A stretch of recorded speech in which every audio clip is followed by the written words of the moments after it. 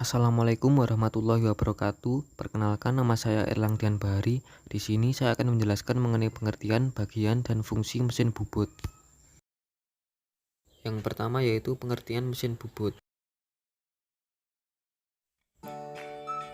Apa itu mesin bubut? Mesin bubut adalah mesin perkakas yang digunakan untuk memotong benda yang diputar. Mesin bubut sendiri pada proses pemakanan benda kerja yang sehatnya dilakukan dengan cara menggerakkan pahat ke arah horizontal secara sejajar atau translasi dengan sumbu putar benda kerja. Dan untuk mesin bubut sendiri dibagi menjadi dua jenis, yaitu mesin bubut otomatis atau CNC dan mesin bubut manual atau konvensional. Dan yang saya jelaskan kali ini adalah yang manual.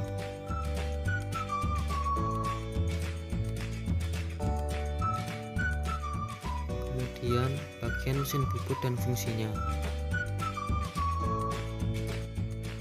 Nah, yang berwarna biru ini disebut sebagai kepala lepas, berfungsi sebagai tempat penahan ujung benda kerja yang sedang dibubut dan mempunyai poros yang panjang. Selain itu juga sebagai tempat untuk menaruh bor pada saat proses pengeboran, dan bisa juga untuk mengatur kedudukan posisi tengah pahat pada tulpos atau rumah pahat.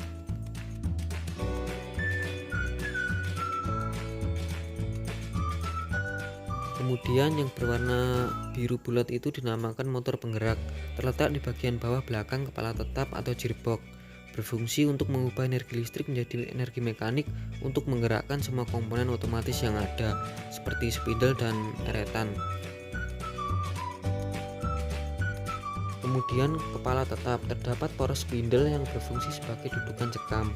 Nah, ketika spindle berputar maka cekam dan benda kerja juga ikut berputar. Tuas atau handle berfungsi untuk mengatur kecepatan spindle, kemudian mengatur arah pemakanan dan kecepatan otomatis, kemudian mengatur arah putaran spindle, dan yang terakhir untuk mematikan dan menghidupkan mesin.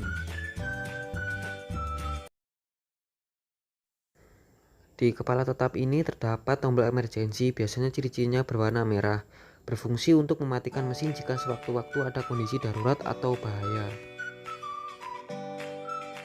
Selanjutnya ada eretan. Eretan sendiri dibagi menjadi tiga jenis, yaitu eretan melintang, eretan memanjang, dan eretan atas. Untuk eretan melintang sendiri berfungsi untuk mengatur pemakanan maju dan mundur dan berkaitan dengan tebal dan tipisnya pemakanan. Kemudian eretan memanjang berfungsi untuk melakukan pemakanan benda kerja ke arah samping sejajar dengan sumbu poros.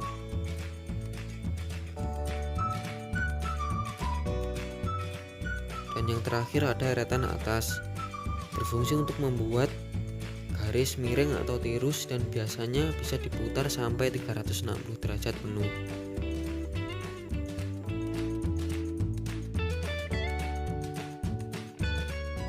Berikutnya ada tulpos atau rumah pahat, berfungsi untuk menjepit pahat pada saat proses pembubutan dilakukan.